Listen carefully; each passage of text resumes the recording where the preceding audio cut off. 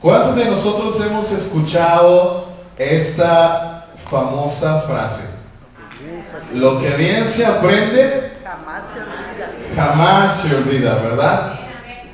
¿Cuántos de nosotros cuando éramos niños íbamos a la escuela y qué nos decían nuestros maestros, verdad? Tienen que aprenderlo bien, porque lo que bien se aprende, jamás se olvida. Y ahí nos aconsejaban los maestros, ¿verdad? Haciendo la tarea, repitiendo, repeticiones, porque decía el maestro, apréndanlo bien, porque un día les va a servir. Y bien, pero también teníamos a nuestros padres, ¿verdad? Nuestros padres también siempre nos decían, ¿verdad? Háganlo bien, porque lo que bien se aprende, jamás se olvida. Y ahí estaban nuestros papás, ¿verdad? Poniéndonos una y otra vez, ponte a doblar la ropa. Una y otra vez, no, así no se hace, hazlo bien.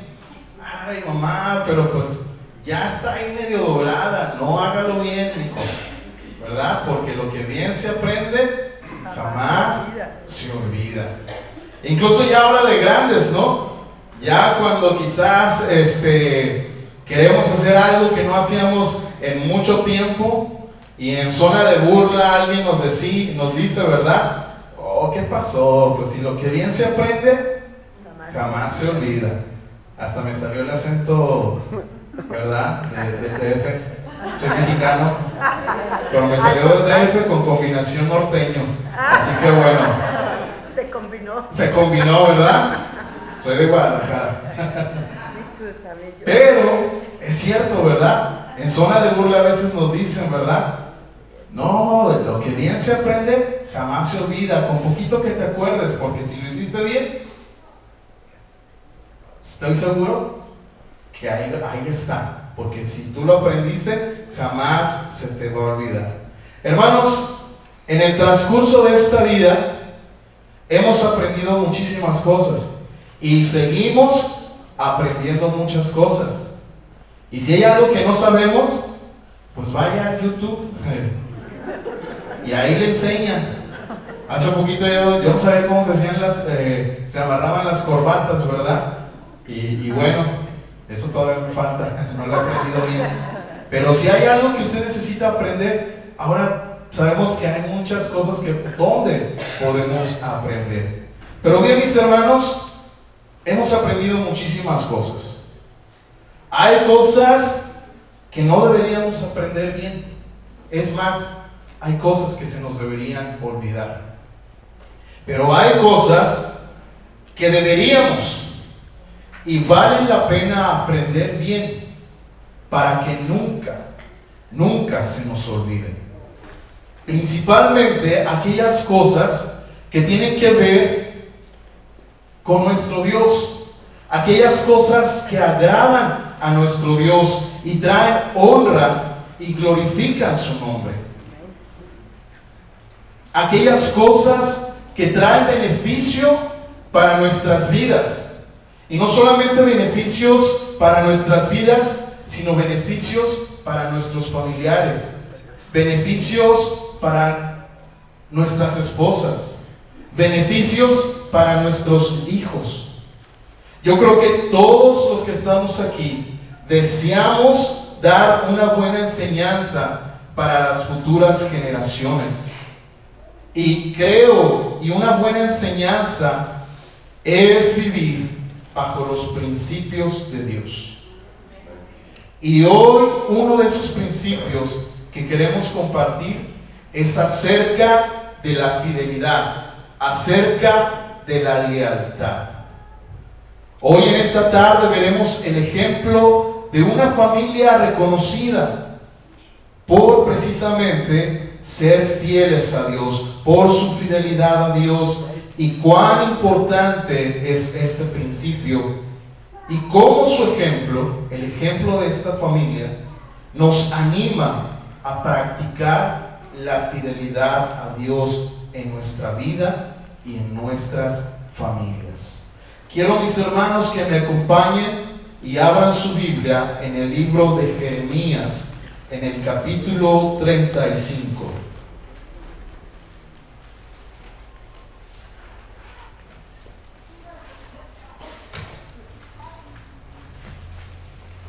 Jeremías capítulo 35.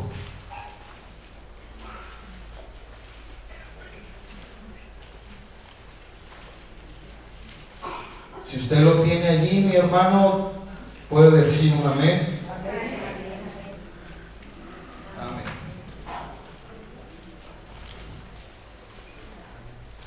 Vamos a leer, dice la palabra del Señor, Jeremías 35.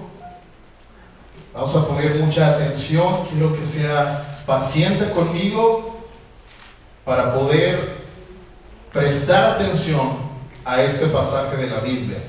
Dice la palabra del Señor, palabra de Jehová que vino a Jeremías en días de Joacim, hijo de Josías, rey de Judá, diciendo: ve a la casa de los recabitas. ¿De quién? De los recabitas, y habla con ellos, e introdúcelos en la casa de Jehová, en uno de los aposentos, y dales a beber vino. ¿Darles a beber qué? Vino. Dice: tomé entonces a Hazanías, hijo de Jeremías, hijo de Abasinías, a sus hermanos y a todos sus hijos, y dice, y a toda la familia de los recabitas.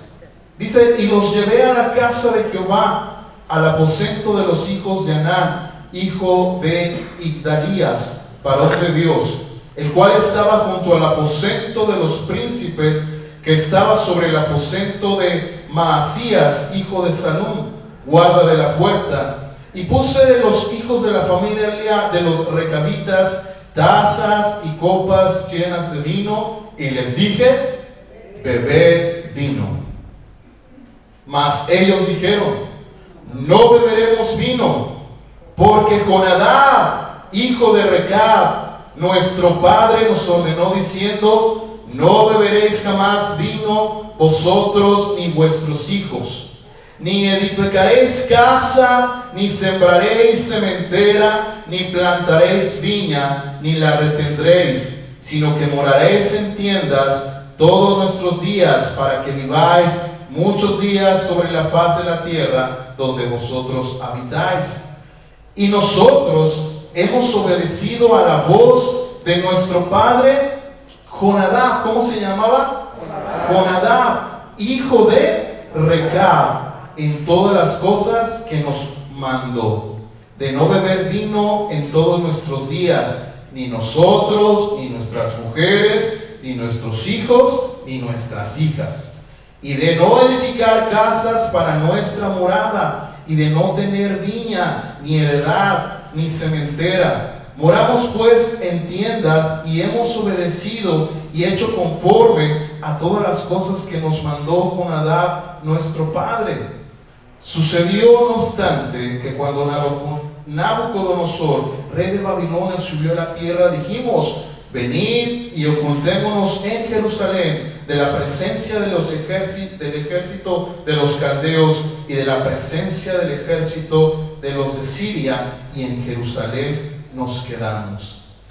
Y el versículo 12 dice: y vino palabra de Jehová a Jeremías diciendo: así ha dicho Jehová de los ejércitos, Dios de Israel: ve y di a los varones de Judá y a los moradores de Jerusalén: ¿no aprenderéis a obedecer mis palabras? Dice Jehová. Fue firme la palabra de Jonadab, hijo de Recab, el cual mandó a sus hijos que no bebiesen vino, y no lo han bebido hasta hoy, para obedecer el mandamiento de su padre.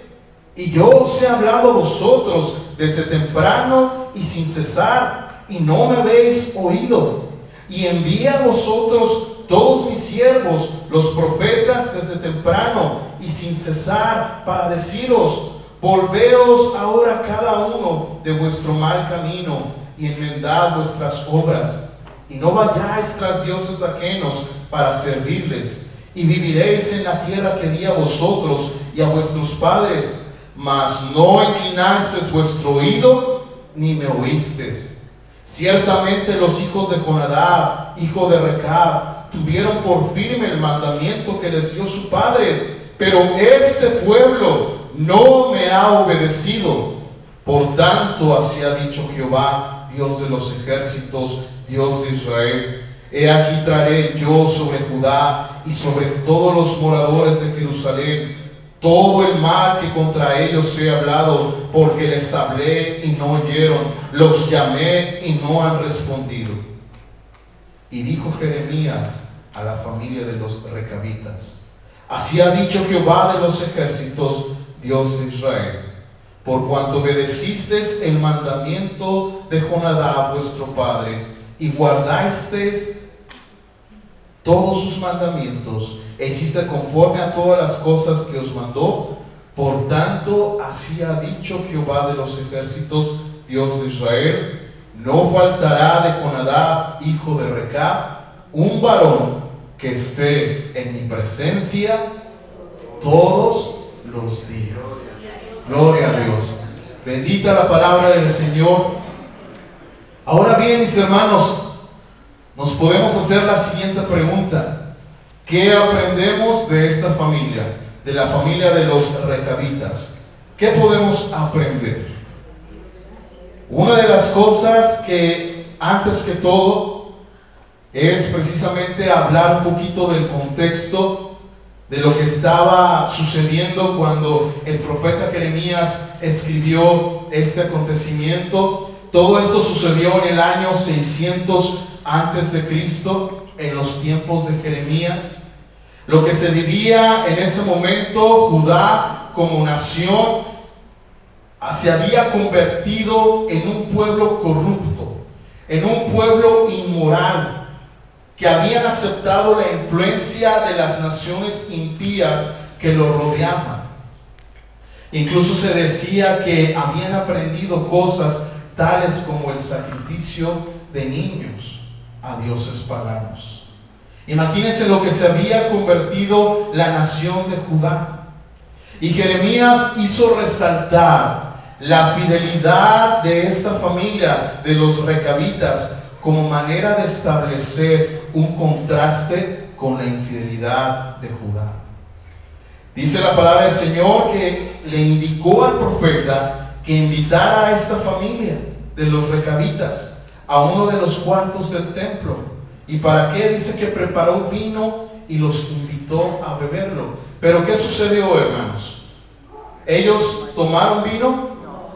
No, dice que ellos se negaron a beber vino que les fue servido. ¿Pero por qué? Porque dice que uno de sus antepasados, llamado Jonadab, les había establecido precisamente esta abstinencia total como un requisito para todos sus descendientes, para todos, niños, mujeres, hombres. Este fue un requisito para todos. Y otros aspectos de una vida de negación o de limitación, incluso un estilo de vida nómada, un estilo que era de vivir de un lugar a otro. Ahora bien, ¿quiénes eran los recabitas? Los recabitas era una tribu nómada relacionada con Jetro. Jetro fue el suegro de Moisés. Dice la palabra del Señor allá en Primera de Crónicas 2:55, porque nos narra precisamente de dónde el nombre de Recab. Dice: y la familia de los escribas que moraban en Jabes fueron los tirateos, los simeteos y los sucateos, los cuales son los ceneos, que vinieron de Amad, padre de la casa, dice, de Recab. Entonces ahí nos menciona precisamente este personaje, Recab. Y en Jueces 1:16 dice: y los hijos del ceneo, suegro de Moisés, o sea Jetro, subieron de la ciudad de las palmeras con los hijos de Judá al desierto de Judá, y dice que habitaron con el pueblo. Así que vemos una relación de esta tribu nómada que eran familiares de Jetro. Pero si usted va al versículo 6, quiero que me acompañe en el versículo 6.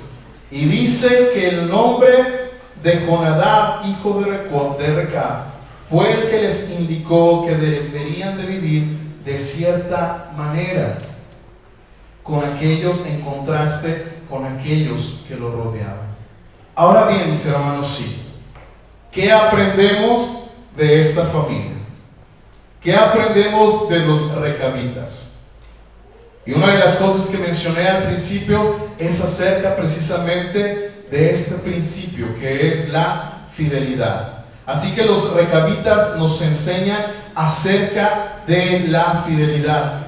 Hermanos, Jonadab fue un líder sabio, fue un líder influyente que había dado instrucciones que duraron no solamente por cierto tiempo, sino que duraron por muchísimo tiempo.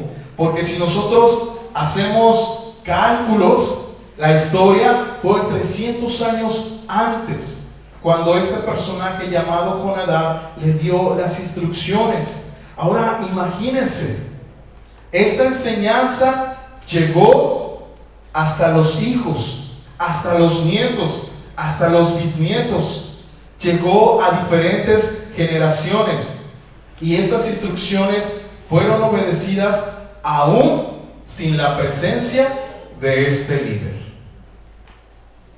Aquí hay algo muy interesante que yo encuentro aquí: el obedecer aún sin la presencia o supervisión de alguien.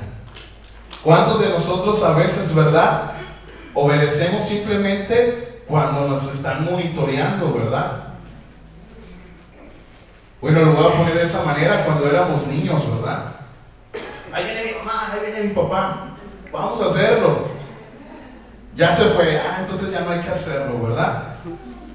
Pero fíjense, hermanos, pasaron 300 años y aún las familiares seguían obedeciendo este mandamiento que su padre les había dado, Jonadab.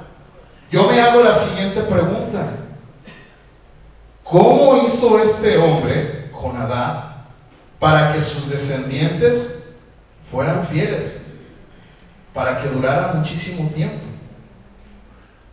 Y es allí donde lo titulo así: fidelidad es el reconocimiento de un hombre con principios. Lo voy a repetir una vez más: fidelidad en el reconocimiento de un hombre con principios. Jonadab fue un hombre con principios. Ahora hay esta pregunta que quiero hacerles a ustedes. Hermanos, ¿cuál creen que es la influencia más poderosa en la vida de su hijo? ¿Cuál es la influencia más poderosa en la vida de su hijo? Nosotros ahora sabemos que vivimos en un mundo donde hay muchas influencias. Está una influencia muy grande, que es la presión de la sociedad, lo que le llaman en inglés peer pressure. ¿Qué será? ¿Será que la presión de la sociedad es más poderosa en la influencia de nuestros hijos? Podemos mencionar el internet, podemos mencionar las películas, Hollywood, todo lo que se ve. ¿Será que esa es la influencia más poderosa que pueden tener nuestros hijos? En realidad sí son grandes, pero hay una influencia que es más poderosa que cada una de estas, y eso es el tener un padre. El padre, una relación cercana y amorosa con un hijo, es la influencia más poderosa que un hijo pueda tener. Yo doy gracias a Dios por la vida de las mujeres y porque son de mucha bendición. La semana pasada el pastor nos estuvo compartiendo cómo ellas fueron las primeras que fueron a la tumba. Pero definitivamente, mis hermanos, la presencia de un hombre, la presencia de un padre es la influencia más poderosa que un hijo pueda tener. Uno pudiera decir hasta qué edad uno pudiera ser influencia para la vida de un hijo. Y muchos pudiéramos decir hasta que son adolescentes. Ya cuando son adolescentes, yo creo que ahí ya es difícil que un padre pueda tener influencia sobre la vida de sus hijos. Pero fíjense, mis hermanos, han hecho estudios. Y esos estudios muestran que un hombre o un padre, hablando ya en general, los padres pueden influenciar en la vida de un hijo, no solamente hasta la edad de los 13 años, no solamente hasta los 21 años, sino que hasta la edad de 25 años. Y creo que hay un dato muy interesante. Dicen que el cerebro del ser humano llega a su madurez, a su desarrollo, hasta la edad, ¿qué creen? De los 25 años. Por eso muchos países, incluso aquí en Estados Unidos, se dan licencias comerciales hasta la edad de los 25 años. ¿Por qué les quiero decir esto, mis hermanos? Porque definitivamente uno, como padre, y ya hablando a los varones, tenemos una influencia muy grande sobre la vida de los hijos, aún siendo mayores. ¿Cuántos de nosotros, creo yo, que conocemos a Michael Jackson? ¿Verdad? Hemos escuchado acerca de él, incluso las canciones se le conocía, porque ya murió, como el rey del pop. Y dice que en una de las entrevistas que le hicieron, de las varias entrevistas, dice que él contaba y platicaba la vida difícil que él vivió de niño. Él empezó con sus hermanos, un grupo, y dice que su padre era el manager. Y dice, él contaba a Michael Jackson que de niño una vez tuvieron una falla en el ensayo. Y dice que el padre se enojó tanto. Y Michael Jackson le dijo: papi, no seas tan duro con nosotros. Dice que el padre le respondió: yo no soy tu padre, soy tu manager. Que nunca se te olvide. Y contaba Michael Jackson que dijo: nunca se me olvidó. Por eso les decía, ¿verdad? Hay cosas que sí deberíamos nunca aprender. Pero dice que él nunca se le olvidó. Dice que ya de grande, ya cuando él estaba como el rey del pop, como toda una gran estrella, dice que lo invitaron a la Universidad de Oxford en Inglaterra, una universidad muy reconocida. Y dice que estuvo hablando en frente de 800 alumnos. Dice que después de estar hablando 15 minutos, dice que él comenzó a llorar, se quebrantó mucho, a tal grado que no podía hablar. Y dice que obviamente todos los que estaban allí empezaron a sentirse incómodos. Después de que él se desahogó y otra vez se compuso y pudo controlarse, esto fue lo que dijo: todo lo que quería era un padre que me mostrara amor, y mi padre nunca lo hizo. Él nunca me dijo: te amo. Hermanos, hombres, tenemos una gran oportunidad de impactar la vida de nuestros hijos. Ahora, ¿cómo hacemos? ¿Cómo hacemos para impactar la vida de nuestros hijos? Quiero que recordemos, hubo un hombre llamado Jonadab que impactó la vida de sus descendientes. ¿Cómo le hacemos nosotros para impactar la vida de nuestros hijos? Ahora, ¿cómo podemos hacerlo? Bueno, la fidelidad ahora es el reconocimiento de los principios enseñados por alguien. Lo voy a repetir una vez más: La fidelidad es el reconocimiento de los principios enseñados por alguien. ¿Cuáles fueron esos principios que Jonadab les enseñó a sus descendientes? La respuesta la tenemos en los versículos 6 y 7. Y hubo tres cosas. Quiero que usted lo pueda leer allí. Pero hubo tres cosas. La primera cosa es no beber vino. Ahora bien, fíjense lo que les compartí es acerca de principios. Muchos podemos decir, ¿qué tiene de malo el vino? No es tanto en sí el vino, sino lo que puede provocar. Aquí en la iglesia tenemos hermanos que han compartido precisamente lo difícil que ha sido vivir precisamente con esta adicción. Y no solamente porque ¿qué es lo que provoca en sí? Lo que provoca en sí, y nos dice la palabra del Señor allá en Efesios 5:18, dice que promueve la disensión. No os embriaguéis con vino, lo cual trae, ¿verdad?, disensión.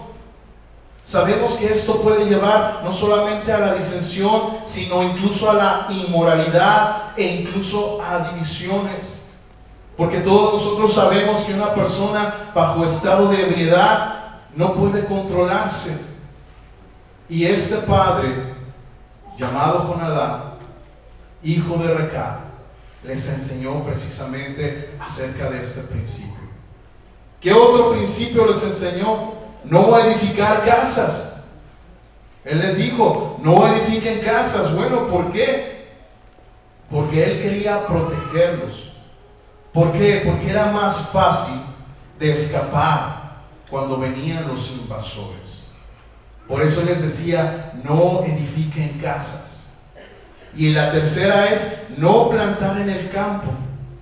Algo que él les estaba enseñando era que no estuvieran atados a cosas materiales. Ahora bien, mis hermanos, aquí hay tres principios que les enseñaron a ellos. Nosotros sabemos que en la palabra del Señor encontramos más principios que podemos enseñarles a nuestros hijos.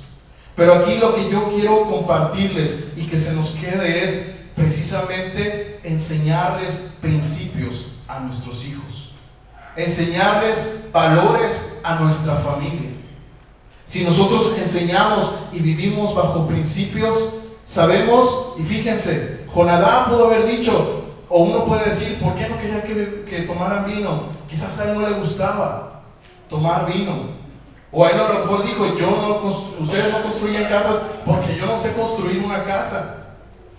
Pero si se fijan, no fue por asuntos personales, sino que fue preocupado por la protección, por el bienestar de su familia. Y creo que eso es lo que tenemos que aprender. Que a vivir bajo principios no solamente nos van a ayudar a nosotros, sino que van a ayudar a nuestras familias, a nuestros hijos. Ahora bien, la fidelidad requiere de persuasión, definitivamente. Ese principio que él les enseñó pasó de padres a hijos. Pero compartíamos la otra vez, porque esta clase la mirábamos y la compartíamos en la escuela dominical. Y era de cómo poder impactar la vida de los hijos. Y definitivamente la mejor manera de enseñar a nuestros hijos es con un buen ejemplo. Y definitivamente esos principios, para poder enseñar a nuestros hijos, tienen primeramente que ser una vida en nosotros, que nuestros hijos puedan ver ese ejemplo. Una vez escuché la siguiente frase: el motivar, el persuadir, no es hacer que los demás hagan lo que tú quieres que hagan, sino que los demás quieran hacer lo que tú quieres. Lo voy a repetir una vez más. El motivar, el persuadir, no es hacer que los demás hagan lo que tú quieres, sino que los demás quieran hacer lo que tú quieres. Eso es una gran diferencia.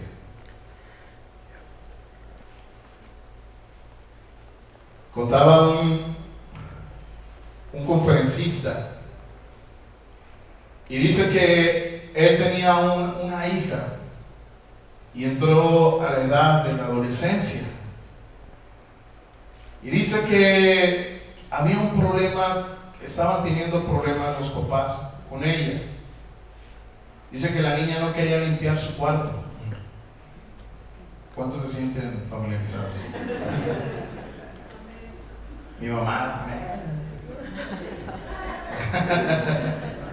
Conmigo, pues. Pero dice que esa niña no quería arreglar su cuarto. Siempre había problemas, ¿verdad?, con ella. Y dice que una vez hizo lo siguiente.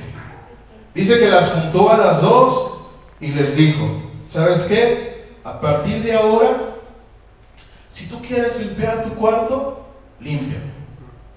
Si tú no lo quieres limpiar, no lo limpies. Es tu cuarto. Dice que la niña estaba contentísima y la esposa enojadísima. Pero dice que bueno, ¿qué?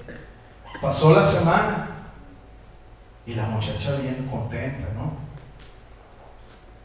Y pasaron otras semanas.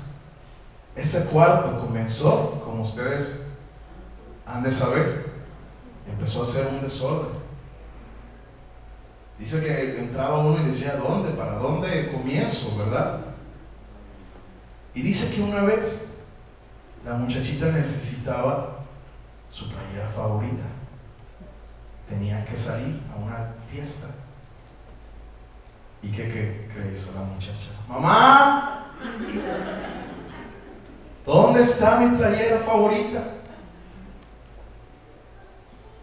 Y ahí es cuando dijeron los papás: hija, ¿recuerdas? Nosotros te dijimos que este era tu cuarto y que tú puedes hacer lo que tú quisieras con él. Dice que entonces la muchacha aprendió esa lección para poder entonces después ordenar su cuarto. ¿Por qué les cuento esta historia? Porque precisamente es importante enseñar a los hijos tener convicciones, enseñarles por qué es bueno, por qué es malo. Cuando nosotros les enseñamos a nuestros hijos que mentir es malo, y si les decimos que porque la palabra de Dios lo dice, es verdad, pero va más allá de eso. Nosotros necesitamos enseñarles a nuestros hijos por qué es malo, no tan solamente porque lo dice la palabra del Señor, sino porque hay convicciones. A nuestros hijos les podemos enseñar creencias, pero lo más importante es que nuestros hijos y nosotros mismos aprendamos a tener convicciones. ¿Cuál es la diferencia? La diferencia es que nosotros sabemos el por qué creemos lo que creemos. Eso es tener convicciones y necesitamos aprenderlo. Ahora bien, la fidelidad debe estar basada en la palabra de Dios y no en las emociones.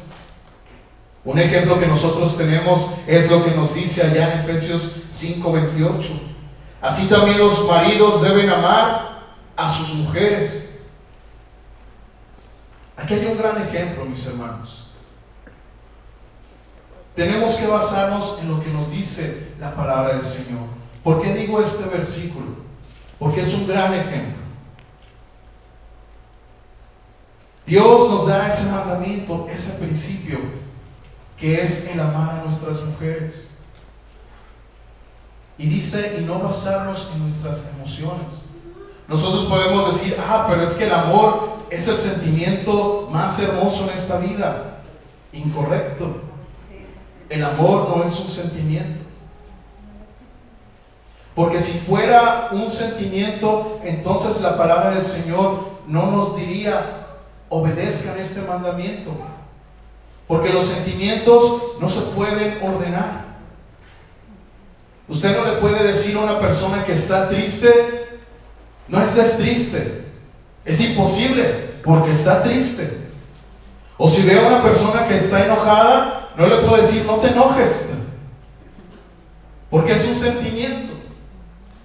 A su hijo usted le puede decir, cómete las verduras, pero eso no significa que a su hijo le van a gustar las verduras. Usted puede ordenar a su hijo que se coma las verduras, pero no que le gusten. Usted le puede decir a su hijo, quiero que vayas a la escuela, pero no le puede decir, quiero que te guste la escuela, porque es y son sentimientos. Asimismo, la palabra del Señor nos dice que el amor no es un sentimiento, sino que hay que obedecer. Y de la misma manera, todos los principios que Dios nos da tienen que ser basados no en nuestras emociones. Dice la palabra del Señor, ninguna palabra, ¿cómo dice? Corrompida salga de vuestra boca. ¿Cuántos de nosotros, verdad, en el matrimonio, de repente, con la esposa, con el esposo, si fuera por emociones, híjole, ahí decimos todo. Pero la palabra del Señor nos dice, vive bajo principios. Ninguna palabra corrompida salga de vuestra boca. Entonces, tiene que ser basado conforme a la palabra del Señor, no a nuestras emociones. Dice la palabra del Señor, pero más adelante, antes que eso, quiero mencionar la fidelidad solo hay cuando uno está convencido de lo que cree. Proverbios 6:32 dice, mas el que comete adulterio es falto de entendimiento. Dice, el que comete adulterio es falto de entendimiento, o sea, no hay convicciones en él, hay una ignorancia. Y es por eso que se comete ese adulterio, es por eso que pecamos en contra de Dios, es por eso que no seguimos los principios de Dios, porque no tenemos convicciones. Por eso es importante que tengamos convicciones. Dice que se hizo una estadística. Dice que las investigaciones del Centro para el Control y la Prevención de las Enfermedades hicieron una encuesta en las cuales preguntaban que cuáles eran las 3 más grandes motivaciones para que un joven esperara y no se volviera sexualmente hasta el matrimonio. ¿Cuáles eran las 3 motivaciones más grandes? ¿Y cuáles creen que fueron, hermanos? La tercera fue el miedo a las enfermedades. La segunda fue el miedo a quedar embarazada. Pero ¿sabe cuál fue la primera? La primera motivación por la que ayudaba a que los jóvenes se esperaran, fueran castos hasta el matrimonio. La primera fue la fe. El tener convicciones religiosas personales. Hermanos, esta fue una encuesta no solamente en el ambiente cristiano, sino en toda la nación. Así que imagínense esa gran influencia, esa gran motivación, el tener convicciones, lo ponían ellos de esta manera, religiosas personales. Pero yo lo quiero poner de esta manera, el tener convicciones basados en la palabra de Dios. Así que definitivamente es muy importante para poder influir y poder persuadir en las siguientes generaciones, vivir bajo convicciones. Fidelidad es mantenerse firme cuando todo es opuesto. Hermanos, la fidelidad va a ser probada. Jeremías dice que probó a la familia de los recabitas, dice que los invitó y les sirvió para que tomaran vino. Nuestra fidelidad va a ser probada. La fidelidad, hermanos, solo existe cuando uno tiene la oportunidad de ser ¿qué? Infiel. Solo ahí va a ser probada la fidelidad. Cuando seamos expuestos ante las oportunidades de ser infieles. Y compartía esto también la otra vez, ¿verdad? Dice que hubo una vez un hombre que iba en su barco y dice que empezó la marea y empezó la tormenta. Llegó el hombre a ser náufrago, perdió el bote y llegó a una isla él solo. Dice que estuvo viviendo varios días allí. Y dice que después de un tiempo, él iba caminando en la orilla de la playa y dice que vio lo que era parecido como un barco también que había sido arrastrado por el mar. Y dice que se acercó y cuál fue su sorpresa, que se encontró con una dama, con una mujer. Dice que la agarró, la llevó, la cuidó, le sanó sus heridas. Y dice que los días pasaron y eran solamente ellos dos. Llegó el punto que esa amistad se volvió más allá, se enamoraron. Y dice que él le decía constantemente: tú eres el amor de mi vida, tú eres la única mujer en mi vida. Imagínense, solamente eran los dos. Por eso se lo decía. Y ella le decía lo mismo, ¿verdad? Tú eres el único hombre. Pero dice que después de 4 años que pasó el tiempo, dice que hubo también otro barco que también se destruyó y fue arrastrado. ¿Y cuál fue la sorpresa? Que había 4 mujeres hermosas. Ahí sí realmente iba a ser probado, ¿verdad? Es decir, es la única mujer. Hermanos, cuando nuestra fidelidad va a ser probada, así ellos fueron probados, el Señor va a probar precisamente nuestra fidelidad. Si nosotros somos fieles a nuestras esposas, si nosotros somos fieles al Señor, si nosotros somos fieles a nuestros hijos. Solamente cuando tenemos la oportunidad. Vivimos en un mundo que es influenciado, pero sabemos que es una gran oportunidad a la misma vez para demostrar nuestra fidelidad. Muchos son fieles a medida que no han sido probados. Esto me recuerda precisamente también a la castidad. A muchos jóvenes que dicen: bueno, yo no estoy casado, yo sigo virgen. Pero eso no significa que sea una persona casta. La castidad es una virtud. A muchos jóvenes que quizás lo son así porque no han tenido la oportunidad de hacerlo. Pero quizás si se les diera la oportunidad, fallarían. Por eso, mis hermanos, la fidelidad es una cuestión de decisión. El que depende de la emoción va a ser inestable. Uno debe de ser convencido, mis hermanos. Tenemos que vivir bajo principios y no bajo emociones.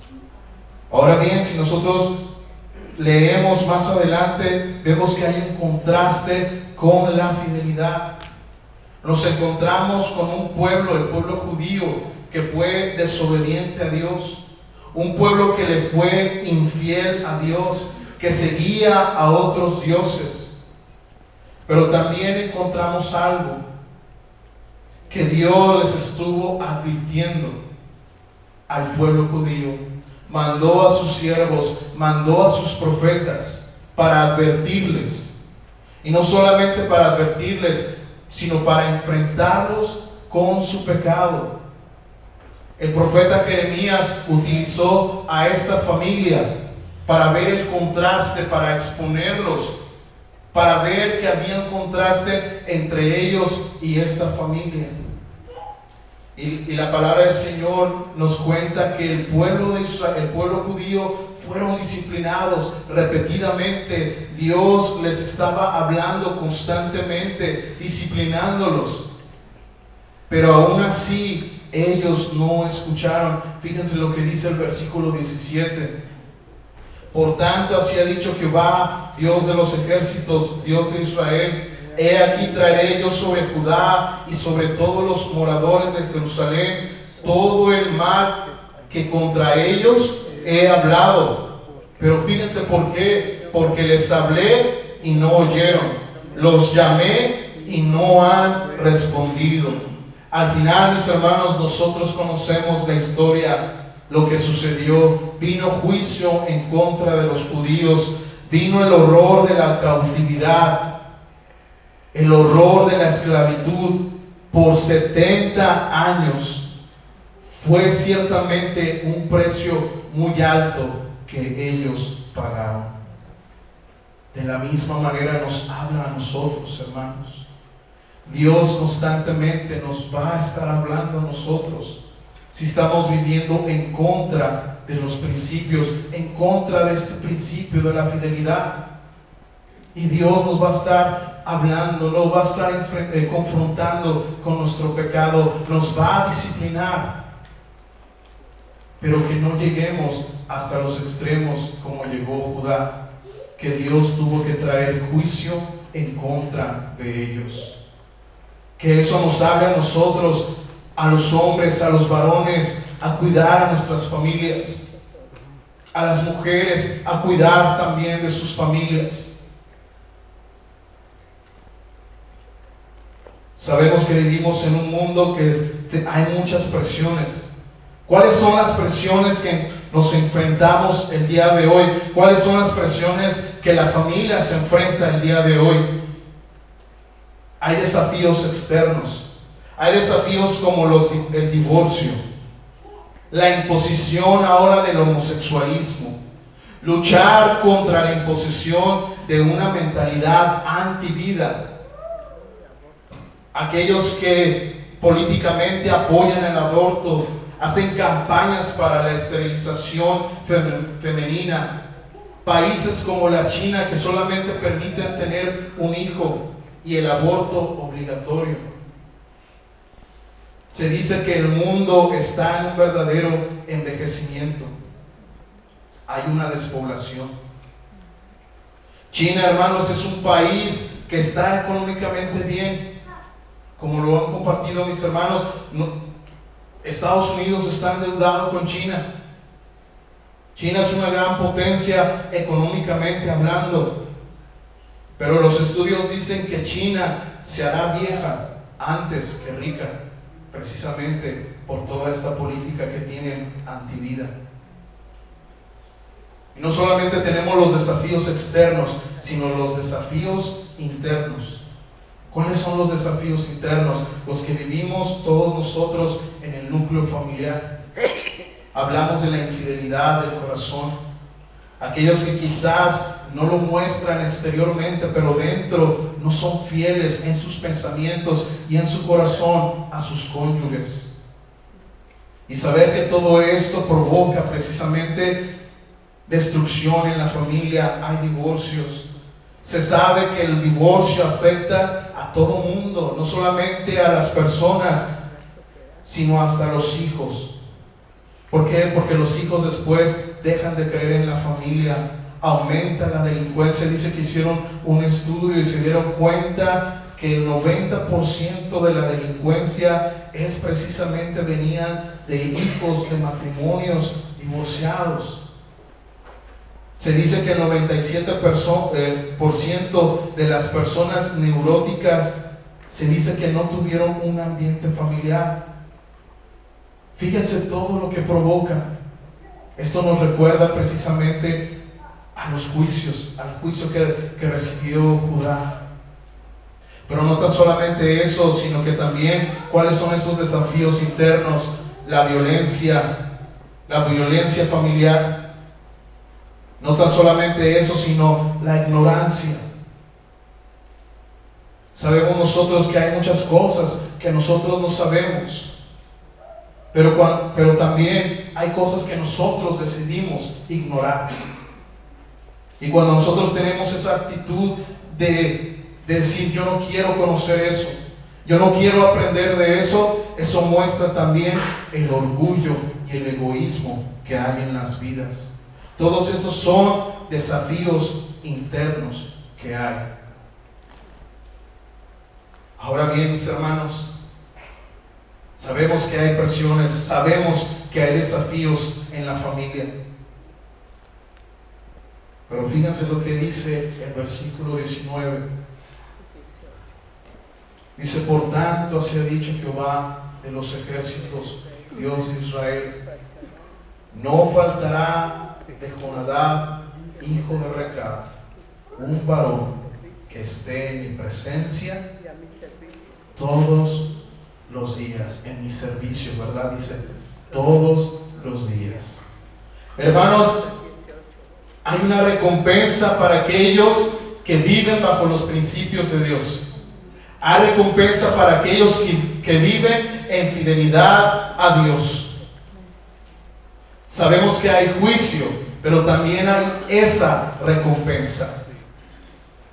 Así que yo quiero animarles a cada uno de nosotros que sigamos perseverando, que sigamos en contra y sigamos luchando en contra de los desafíos y enseñarles a nuestros hijos principios, enseñárselos, y la mejor manera es cuando los tenemos en nuestras vidas. Escuchaba una vez que dicen que, ahora sí como en estadísticas, dicen que cuando un niño recibe la salvación, recibe a Cristo en su corazón, el primero en la familia, dice que hay un cierto porcentaje o probabilidades de que después toda la familia llegue a los pies de Cristo. Puede influir. Dicen que aumenta todavía más cuando la esposa es la que recibe a Cristo e influye en la vida de los hijos. Pero ¿qué creen? Todavía influye más cuando hay un hombre que recibe a Cristo. Hay más probabilidades de que toda la familia sirva y siga al Señor. Y yo creo que terminamos precisamente con el principio, con lo que dijimos al principio. Fue un hombre, fue un varón que influyó en la vida de sus descendientes. Y dice que Dios iba a recompensar con otro hombre, con otro descendiente que siguiera en los principios de Dios. Al final de cuentas se sabe que todo esto traerá bendición y beneficio. Así que, mis hermanos, pidámosle al Señor: yo quiero aprender bien, yo quiero aprender bien tus principios para que jamás se me olvide. Amén. Y poder decir, lo que bien se aprende jamás se olvida. Amén. Oremos a nuestro Dios, hermanos.